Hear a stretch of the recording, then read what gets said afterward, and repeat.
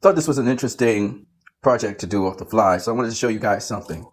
So if I type in each of the Justice League characters in Google, what first pops up? Let's see, as images at least. So we start with Aquaman, right? Jason Momoa. Zack Snyder appointee, right?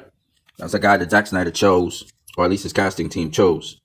All right, and you see the Aquaman movie right there. You even see the Aquaman from Zack Snyder's Justice League. Really dope, right? You don't see any other Aquaman. Do you notice that? Pretty crazy. All right, let's try another one. Let's try Wonder Woman.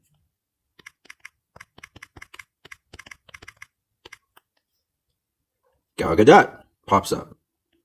We got Wonder Woman 84. We got Justice League.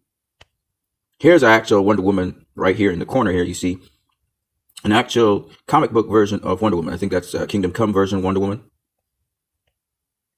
And here is the Wonder Woman from the Wonder Woman TV show. So we got her, but mostly it's Gal Gadot.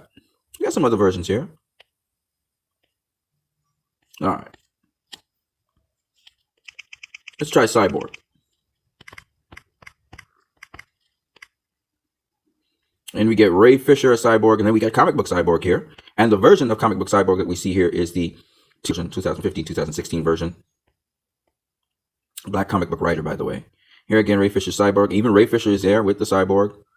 Oh, we have Doom Patrol Cyborg. So, you know, a Doom Patrol Cyborg right in there a little bit. Here's a little Teen Titan Cyborg right there. But for the most part, Ray Fisher Cyborg. Okay. Let's look at Superman.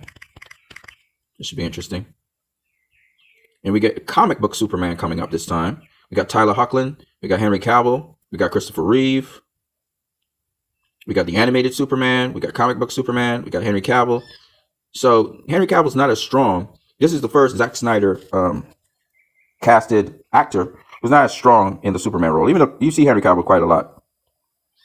Apparently people still have an attachment, or the search engine at least has people searching for a Superman that is mostly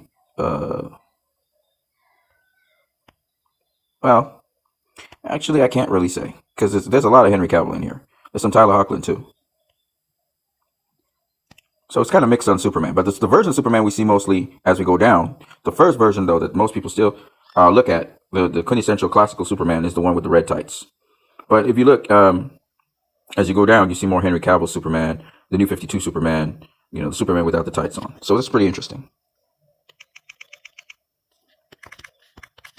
Let's look at Batman. And again, the Batman that we generally see is more the Ben Affleck Batman. But actually, Christopher Nolan's Batman comes up first for Batman, which is interesting. Then we have Michael Keaton.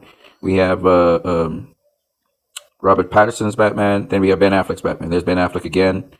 But usually most of the Batman that we see, to me, the Batman that looks most like Batman from the comic books and stuff, is Ben Affleck's Batman. Physically, he looks like that, right? If you look at, you know, Robert Pattinson's Batman, which you see right there, he doesn't really look like the quintessential Batman. We haven't seen a quintessential Batman in a long time, to be honest with you. Not even Christopher Nolan's Batman, you know, was like that. It was kind of techie looking Batman. Val Kilmer, all those guys. But Ben Affleck's Batman is up in there, right? But not as much as well. So Superman and Batman, interestingly enough, even though we have the comic book versions of them, and the comic book versions seem to look more like a Ben Affleck Batman, still, mostly Batman and Superman, two of the most popular DC icons out there, and most popular, influential. They're not like dominantly Zack Snyder's casting picks, right? And the last one is The Flash. And what we actually get for The Flash, really interestingly enough, is Grant Gustin's Flash. So the Flash that most people talk about, even though here we see right here, this one right here, is Ezra Miller's Flash right here, but they did it in the pattern of the Grant Gustin Flash. So apparently, and even the music sounds more like it. So this seems to be the most popular Flash out there, more popular than even comic book Flash. And that's because, again, Grant Gustin's Flash is playing on television quite a lot, or every week. Grant Gustin's Flash is in front of people's eyes. So I thought that these search engines show what's kind of like relevant, what's kind of like popular right now. It's not Ezra Miller's Flash. It's actually Grant Gustin's Flash. It's very interesting. even in the wake of Zack Snyder's Justice League, Ezra Miller's Flash still cannot really surpass Grant Gustin's Flash. Now, we could have done these searches many different ways, but anyway, the final thing is this. Let's type in Justice League. All right, okay, click Justice League there. Let's see what comes up. And this is one of the weirdest things ever. The Justice League that comes up when we type in Justice League is Zack Snyder's Justice League. Okay? Now, some of the posters are for the version of the theatrical version, but nonetheless, this one right here, this iconic one here, is actually when Zack Snyder was in control. We never brought this up. This is obviously Zack Snyder's Justice League. You see the black suit Superman right there, so that's Zack Snyder's Justice League right there. This is fan art, I guess, DC Fandom. You can see that there. This is the Whedonized version. This is pretty crazy right here. This is some fan art.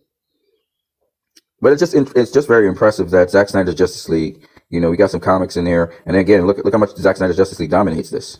It's really crazy. A lot of people say, well, Zack Snyder's Justice League is not canon. I want to show you something.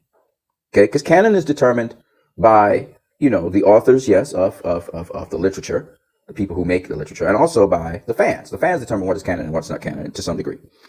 And in this case, Zack Snyder's Justice League definitely is canon. I'm going to tell you why. If the first thing that comes up is not a comic book, it's not a depiction, it's not the JLA, from the animated series, it's Zack Snyder's Justice League, and not the Whedonized version, then Zack Snyder's Justice League is canon.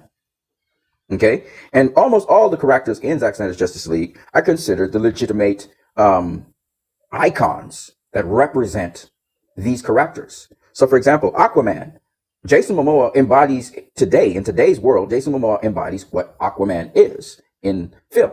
There's no question about it. Nobody else challenges him. In terms of Cyborg, Ray Fisher is what encompasses Cyborg, even more than Teen Titans Cyborg. The only thing competing with him is the comic book run with Cyborg, which was done by the black comic book writer. When you look at Wonder Woman, nobody challenges Wonder Woman. It's Gal Gadot. Okay. When you look at Superman, right? Superman has competition, right? We have Tyler Hoechlin, Superman. We got Christopher Reeve, Superman, that challenges him.